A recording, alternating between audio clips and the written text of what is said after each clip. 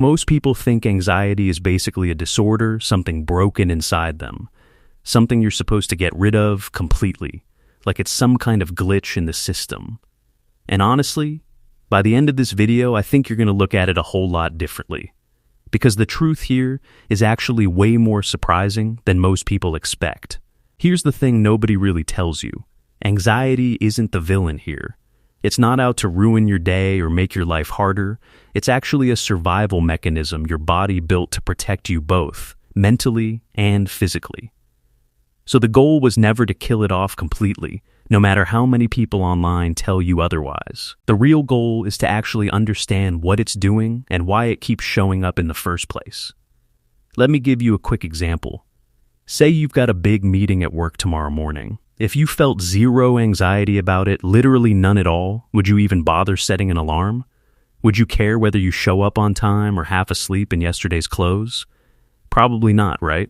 And think bigger picture too. If you never worried even a little about falling behind in life, about missing opportunities or letting people down, what would actually push you to work hard in the first place? Anxiety, in the right dose, is what keeps you moving.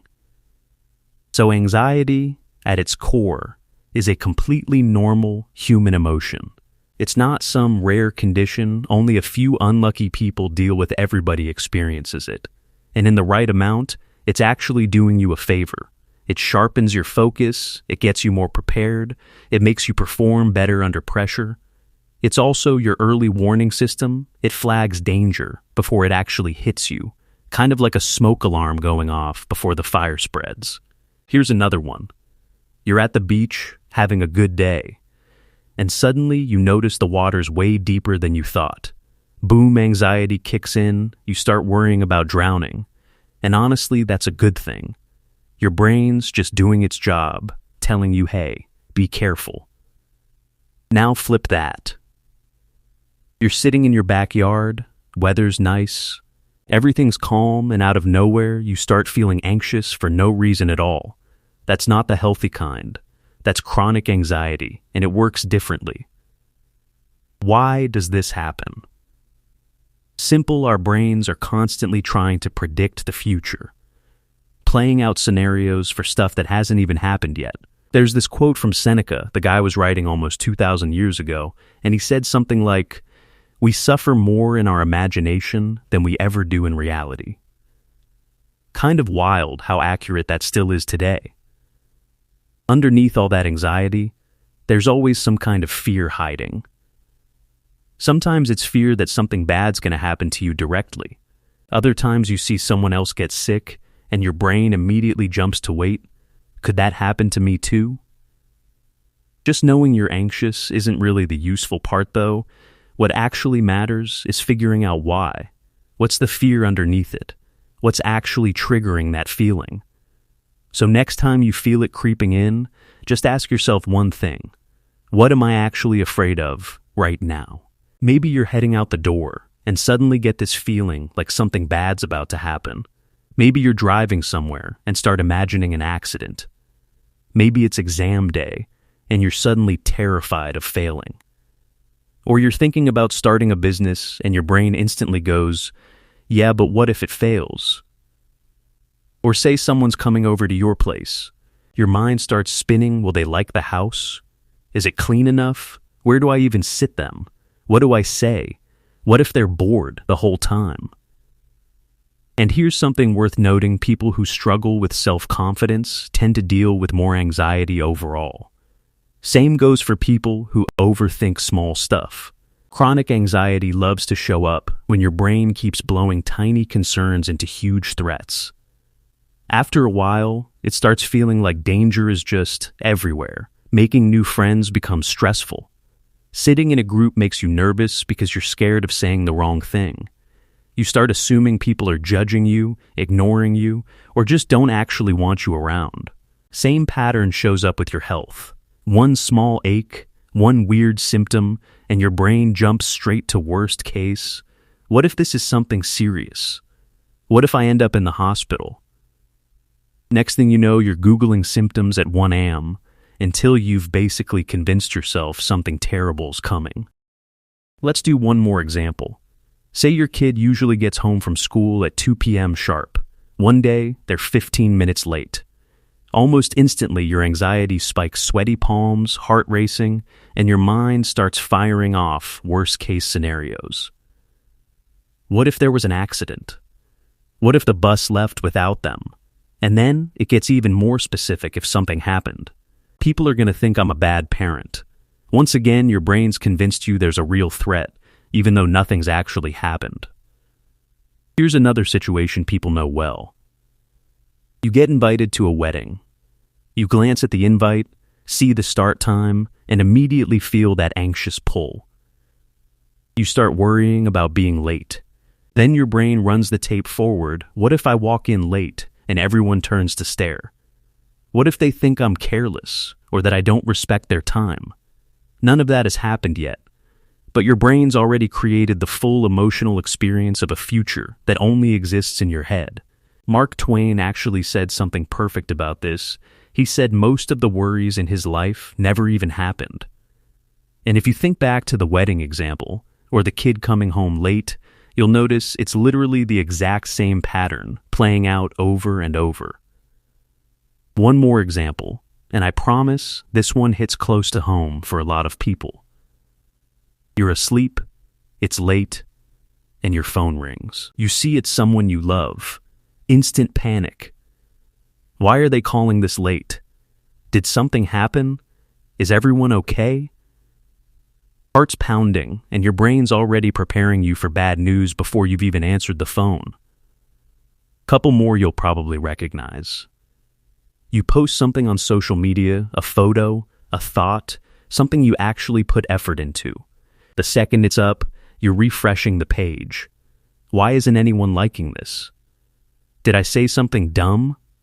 Is this embarrassing? 10 minutes later, you're still anxious, still refreshing. Or you just walked out of a job interview, you're not sure how it went, and your brain immediately starts replaying every single word you said. Did I sound confident? Did I say something stupid? Did they already decide not to hire me? Days go by, and every time your phone buzzes, your stomach drops, wondering if it's them. Notice something? In every single one of these, nothing bad has actually happened yet. But your brain's already lived through the rejection, the failure, the embarrassment, all inside your own head. If you've been following along, you've probably noticed the pattern by now. Your brain genuinely believes you're in danger, even when you're not. That's exactly why anxiety by itself isn't a bad thing. If you're crossing a busy street and think, okay, I need to watch out, I don't want to get hit, that's healthy anxiety. It's literally protecting you in that moment. But when that same feeling follows you around all day, every day, even with zero actual danger around, that's when it stops being helpful and turns into chronic anxiety, the kind that starts messing with your entire life.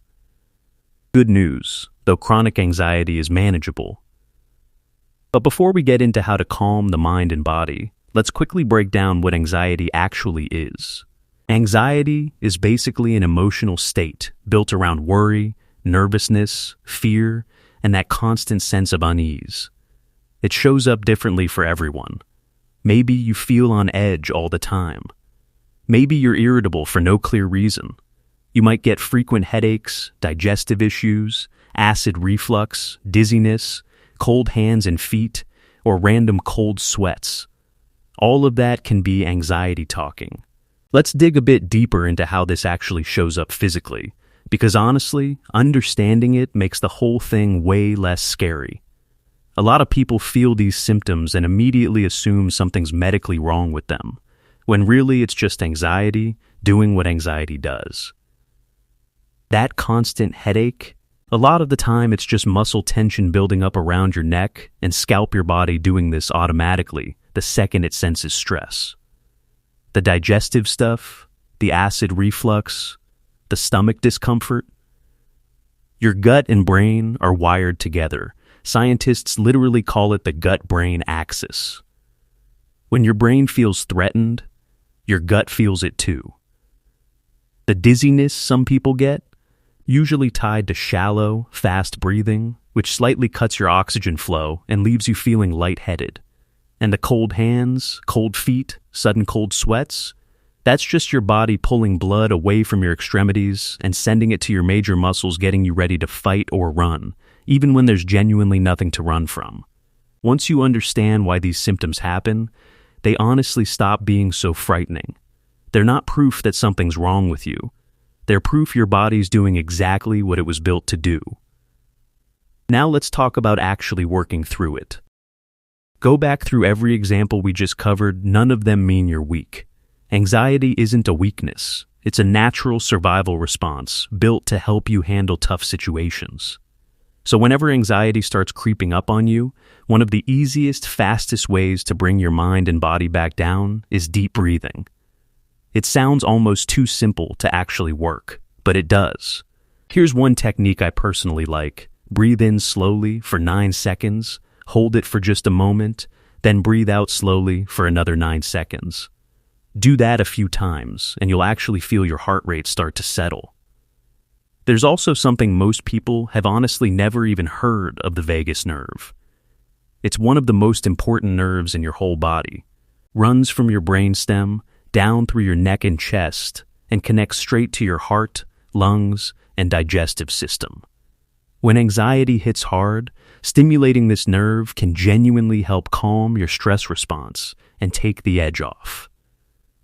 Here are a few simple ways to activate it. First one's super simple. Take a couple sips of ice-cold water. For a lot of people, that cold shock helps trigger the vagus nerve and can noticeably ease anxiety in the moment. Second one involves your ears. Gently massage the inside and outer edges using slow circular motions. Sounds a little strange, I know, but it genuinely helps you relax within minutes. Third one's your neck. Using light, gentle strokes. Massage the sides of your neck near where the vagus nerve runs. Also helps with relaxation and easing that tight, tense feeling anxiety tends to bring. None of these cost anything, need any equipment, or require any training. Your body's had these tools built in the whole time. You just didn't know they were there. Second big technique: gradual desensitization. Sounds fancy, but it's actually pretty simple. If you're dealing with chronic anxiety, start exposing yourself little by little to the exact things that trigger it. Don't dive in head first, though. Go slow. Go to the places you've been avoiding, even if it's just for 5 minutes at first.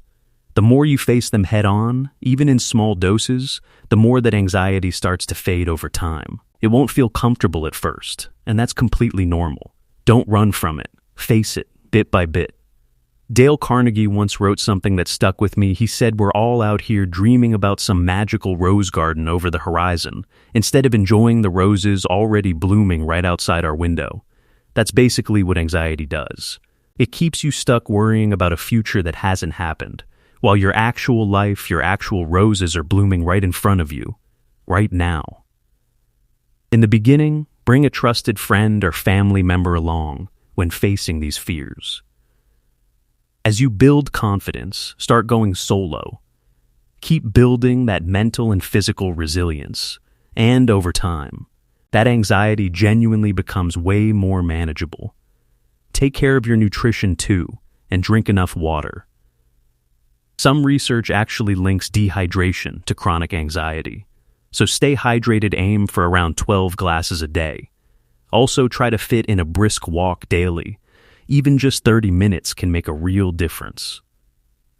Cut back on smoking and alcohol, and try to limit caffeine and sugar as much as you reasonably can. Prioritize your sleep too. That's when your body actually repairs and resets itself. When you're constantly running on low sleep, your body can't recover properly, and that ends up feeding chronic anxiety over time. Spend real time with people you care about. For a lot of people, prolonged loneliness quietly becomes one of the biggest contributors to chronic anxiety.